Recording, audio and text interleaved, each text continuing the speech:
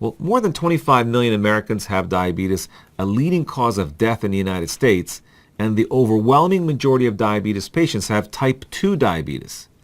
In addition, nearly 80 million more Americans aged 20 years or older have prediabetes, a condition that puts them at increased risk for developing type 2 diabetes. Now, in diabetes, your body has trouble breaking down glucose or sugar and converting it to energy. Type 1 diabetes is caused by a problem in the pancreas, whereby it does not produce a hormone called insulin. In type 2 diabetes, however, even if your body's pancreas produces sufficient insulin, your body has trouble using the insulin to break down sugars, a condition known as insulin resistance.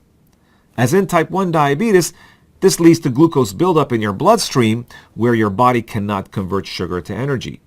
Over time, your body may lose the ability to produce insulin. Type 2 diabetes is sometimes called adult-onset diabetes because it is more likely to occur in adults.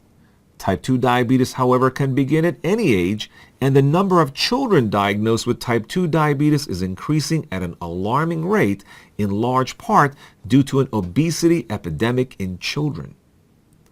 The exact causes of type 2 diabetes are unknown, though doctors do believe that genetics and lifestyle both play an important role. Being overweight is a risk factor, and in fact, more than 4 out of 5 people with type 2 diabetes are overweight or obese. Other risk factors include older age, physical inactivity, family history of diabetes, and a history of gestational diabetes in women. Your race or ethnicity also plays a role. If you are African American, Native American, Hispanic, or Asian American, you may be at greater risk for developing type 2 diabetes. Symptoms include feelings of tiredness, thirst or hunger, frequent urination, weight loss, blurred vision, and or slower than normal healing of wounds. For most patients, these symptoms develop gradually. In some patients, they may not appear at all.